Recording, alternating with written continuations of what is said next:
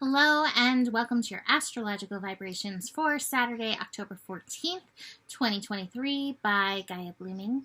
I am Mimi and our energy mantra for today is Loka Samasta Sukhi no Bhavantu, which means may all beings everywhere be happy and free.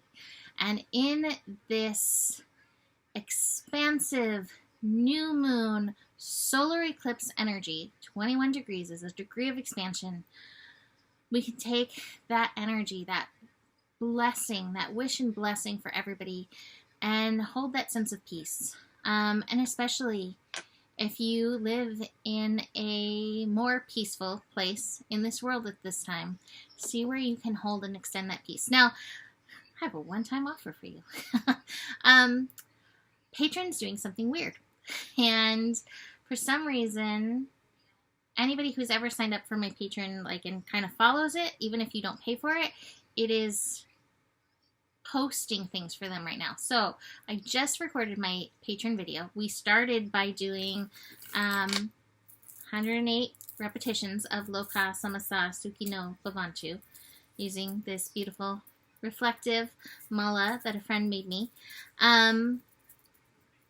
If you feel called, go check it out because I'm going to post it up. The link for my Patreon is down below.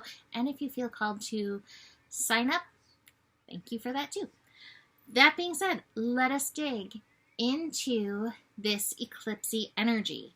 So this is an annual solar eclipse, which means it's not a complete eclipse. This is one of those ring of fire eclipses. Now, I personally am not of the belief that it matters how much of the sun or the moon is covered, that it really is about the dynamic between the light and the shadow. And what is beautiful in eclipses is that it brings together, it integrates the energy of the light and the shadow for us to work through. Eclipses can be potent times of endings and new beginnings. This can give us new doors to walk through. I always say it was an eclipse on my sun that brought us to Arkansas, which we love. It's not all bad. As for the new moon energy, because we usually set intentions in the new moon, I don't believe that it's a bad thing to set intentions with an eclipse. I don't believe that it's a good thing to set intentions with the eclipse. It's neutral. It's really about the energy that you bring. I believe it can be quite powerful. So you want to bring a lot of awareness to any intention that you're setting in an eclipse energy and hold space for the highest good of all as you lean in to your intention, into your desired manifestation. What usually causes the most influence in eclipses is if it's on anything in your chart or connected to anything in your chart, that will bring some added oomph, some added influence to it. And if it's connected to anything in the astro chart. So this eclipse is actually connected to Uranus. And if you've been watching me for a long time, you know Uranus is not a little player. Uranus knows how to play big. Uranus energy is the energy of liberation. It is the energy of evolution, revolution. This is an energy that calls us to let go. And being that it's in the sign of Taurus and this eclipse is in the sign of Libra, both ruled by Venus, which aligns us with worth and value, what I feel is that we're being called to release things that are not worthwhile any longer in our life, that maybe we've learned the lesson for it, or doesn't align with our highest values. And so tune into this energy and notice that for yourself. Are there things that are being asked to be released at this time? And see how you can let go with grace. I think one of the things that we as a collective are being called to let go is let go of the idea of separation. So in the Patreon group, so many cards kept coming up about web energy. And even as I pulled cards for this, I pulled the integration card. The reminder in the cards that I pulled on the Patreon group was that no matter what we may see or think or feel in any given moment, that we are all connected. And it's important to remember this. As we disagree with others, as there are wars and fighting, we are all connected. That there's really no me versus you, that ultimately it's me versus me. There's no me, we energy really going on. And that everything is a call to balance, to that oneness, to healing. Now, that doesn't mean that it's easy. That doesn't mean that we're necessarily always going to get along and go along with something anybody else brings forth, right? But to even just be able to carry that understanding, I feel like can bring so much peace and so much wisdom. I think that there's also a call to heal in the relationships that we have with ourselves in and of this energy. This didn't make it onto the recorded part of the patron group, but I did talk about it.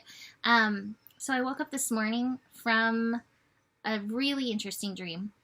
In the dream, it had started with children singing, and then one by one, like everybody on the earth started singing this song. And the song was the simple line over and over and over: thank you for me. Thank you for me. Over and over and over. Everybody was singing, thank you for me. Reveling in appreciation for being in the body, being on this earth, for the experience, and just even for being the individual self. So, thank you for me. Thank you for you. Sing the song, feel that essence, and see if that can help, since the word came up so much in the patron group, weaving that energy of thankfulness, of gratitude, of peace within yourself in and through this energy. Now, of course, eclipses, dark of the moon, it can bring up where you are not at peace. It can bring up the shadow. And even those energies, as much as we want to push them away, require healing. Uranus can trigger this. I actually kind of anticipate that Sunday will be a little bit more intense than Saturday. Saturday, I think we're going to be like, okay, I'm feeling it. But Sunday, we actually have an inconjunct between the sun and Uranus. That's when that energy is going to get pretty fired up. And the moon's going to move into Scorpio. And I think we might find ourselves feeling really triggered and reactive on Sunday. It's also our final evolution day of Sun in Libra. So, yeah, Sunday might be when you really need to bring this wisdom in and find that peaceful energy. And do keep in mind that while the eclipse will pass and we'll be charged with integrating and implementing the lessons that move through for us, the eclipse corridor, I always maintain, is usually a very intense part of the process when we're integrating the first one and we have the energies of the second one coming in. So, Om Shanti, peace, peace, peace, peace, peace be upon us in this energy as much as possible. And in this, I believe that there's a call for each of us to see where we can be peaceful influences in our own lives and in the world. But that means sussing out, seeking out, moving through those places within ourselves that are not peaceful. And we all have them. And it's nothing to be ashamed of. And our work is to be able to move through these energies without being a harm to ourselves or others. And so that's the work. How can you find your center? How can you find your balance? How can you find your harmony? And how can you move through the things that are not that exist within you, like I said, as they do within all of us, in a healing manner? So the last time we had eclipses in Aries and Libra, besides earlier this year when we had Aries, was back in 2013, 2014. So if you think back to what was going on at that time, you may be able to track some of those repeating lessons, some of those repeating patterns. Before that, I think it was 2005, 2006-ish. So again, what are these repeating patterns in and through those times, especially around relationship, around worth, around pleasure and beauty, and seeing where you can phase out any of those lessons that you've already been through. The Sabian symbol is beautiful. The Sabian symbol for this eclipse is a Sunday crowd enjoying the beach. And this has multi-layers of what it speaks to. One layer, it speaks to engaging the pleasure of being on this planet. This is such a beautiful planet. How lucky are we? Thank you for me, right? So engaging in that. But the other part of it brings forth that yin presence, that yin energy that this eclipse brings through as well. The ocean, the unknown, the untamable, the unconscious. So many of us are uncomfortable in yin energies because it's not tameable, it's not fully understandable, it's not logical and linear, it's wild. And yet, in all of us, there's a beautiful percentage of yinness that we're being called to cultivate. And I think more and more in this world, we're being asked to embrace this energy as it rises up. And this is part of that inner harmony and that inner balancing, is allowing the wildness, and it's allowing the unknown, and it's leaning into the faith and the trust of these unknown energies in the world, but also in our life. So that's pretty powerful in and through this energy, seeing where you can embrace that. The last thing for today that I want to look at is Mercury and Chiron in opposition. So this is interesting because there is no me and we in opposition. And here we have Chiron holding the me energy, the Aries, and Mercury in the Libra. And I believe that this can be a beautiful bridge if we can utilize our mind, Mercury and Libra, to understand the oneness in everything. And in the understanding the oneness in everything, understand the power of your individuality. Chiron and Aries, the power of who you are and how you are a perfect puzzle piece, a perfect spectrum of color in this world that is needed. And I think a lot of us shut down the yinness, the wildness, those places to fit in. But more and more, that energy is being called up to be embraced. And as we do, there's healing for ourselves, and there's healing that happens in a larger scale around the world. So this energy is coming in and supporting us in the eclipses as well. Some deep integration energies. I almost got this tattooed on me. I didn't. It was a plan. But I love the phrase in Lakesh. I believe it's Mayan, but it means I am another you. And I think that the time is now for us all to remember this. And I used to love that Dr. Wayne Dyer would say, no tree has branches that would fight amongst itself. So while we can't help what others are doing, we all can be influence of peace through our own lives and through our interactions with others. The top of the cards I got is the comparison card.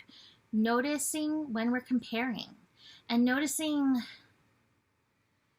the violence that can even be in comparison rather than we are the world. Look at the difference in this. And I think so often the comparison, we can say that it's violence against outside, but so often there's some judgment going on inside. And I think this is some of the Libra shadow to be aware of, so that we can come into this integration and beautiful reflective harmony with one another.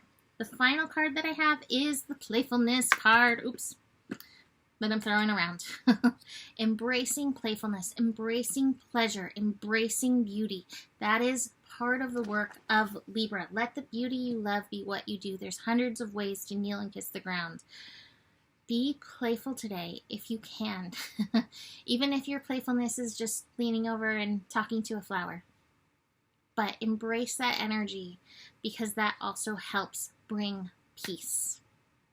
And I'm going to leave that there for today. So check out my Patreon group. Besides that, you can book a reading. Email me, mimiclark@gmail.com. And the better it gets, the better it gets. There's more than enough love in the world for you. You have the power, and remember who you are. Thank you for me. Namaste.